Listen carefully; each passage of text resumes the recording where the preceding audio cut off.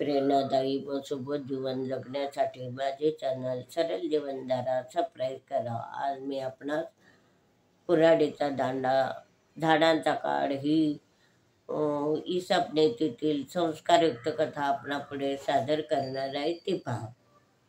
आपल्याला जीवनाचा चरितार्थ चालवण्याकरता वेगवेगळे व्यवसाय वेगवेगळे व्यवसाय करून आपण आपल्या जीवनाचा चरितार्थ चालवतो. तसाच एक लाकूडतोडा होता. तो जंगलाजवळच्या गावात राहायचा.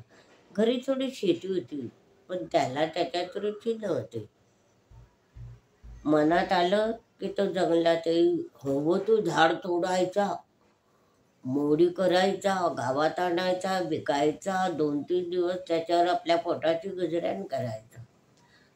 एक दिवस काय झालं, लाकूड तोडत असताना त्याच्या कुऱ्हाडीचा दांडा तुटला. मग त्याची पंचाईत झाली. मग एक दिवस घरी थांबला. दुसऱ्या दिवशी परत जंगलामध्ये आला आणि एका झाडाला म्हणाला, माझ्या कुऱ्हाडीचा दांडा तुटला आहे. मग तो दांडा नसल्याने माझं सगळं कामच थांबलं आहे. कृपया मला एक दांडा देऊन मदत करा. मग बाजूला काही झाडं उभी होती, ते पण त्याची मागणी ऐकत होते. मग त्यांनी लाकूड तोड्याची मागणी ऐकली आणि आपला जीव वाचवण्यासाठी, की आपल्याला नको तोडू गड्या हा लाकूड तोड्या, म्हणून आपला जीव वाचवण्यासाठी एक झाड काय म्हणालं, लाकूड तोड्या दादा, तुला हलका खूप टिकाऊ दांडा हवा आहे ना? मग तिकडे तो म्हणाला, हो, मला हलकाही पाहिजे आणि खूप टिकाऊ पाहिजे.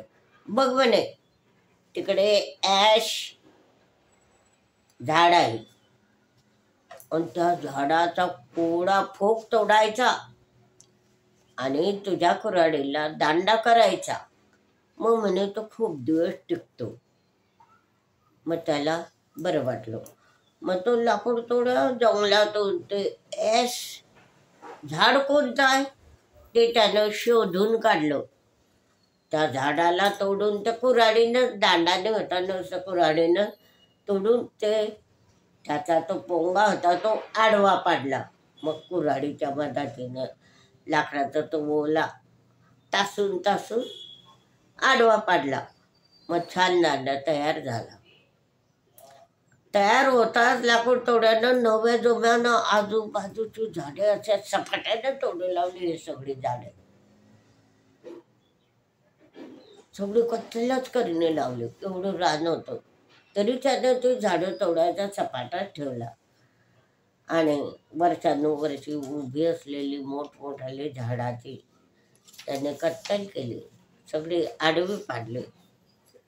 आता बाजूला भव्य मोठा असा ओक नावाचा वृक्ष होता.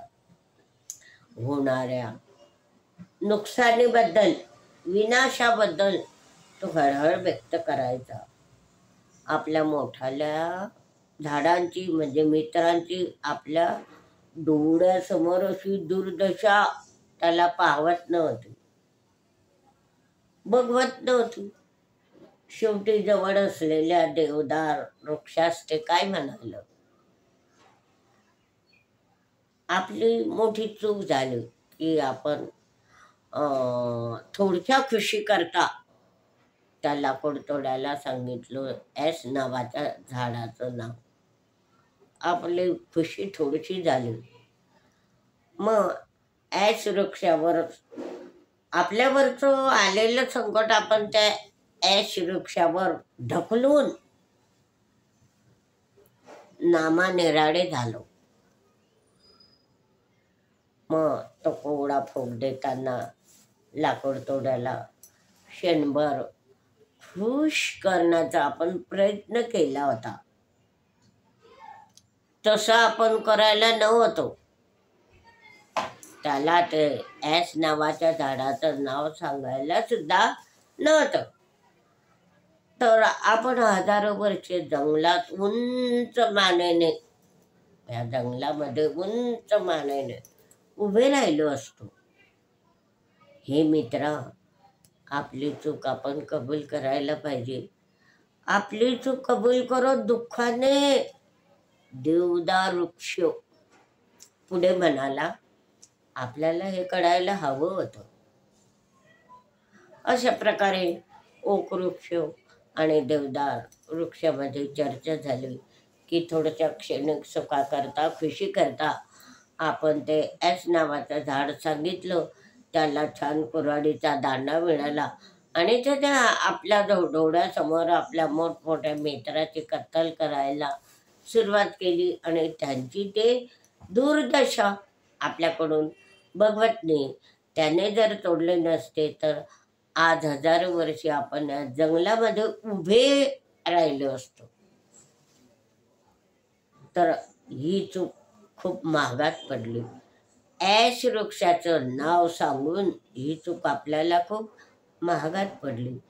तर अशा प्रकारची ओक वृक्षाने आणि देवदार वृक्षाने खंत व्यक्त केली, आपली चूकसुद्धा मान्य केली. पण आता जी गोष्ट होऊन गेली होती त्याला काही पर्याय नव्हता.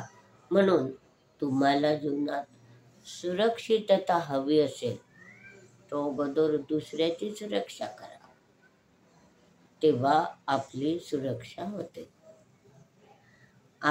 तुम्हाला जीवनात सुरक्षितता हवी असेल तर दुसऱ्याच्या सुरक्षिततेची काळजी घ्या, तेव्हा आपली सुरक्षा होते. तर अशा प्रकारे त्या झाडासारखे दुसऱ्याचं नाव सांगून फजिती करून घेऊ नका. आता हे कथा आपण अवश्य पहा आणि हा व्हिडिओ लाईक व शेअर करा.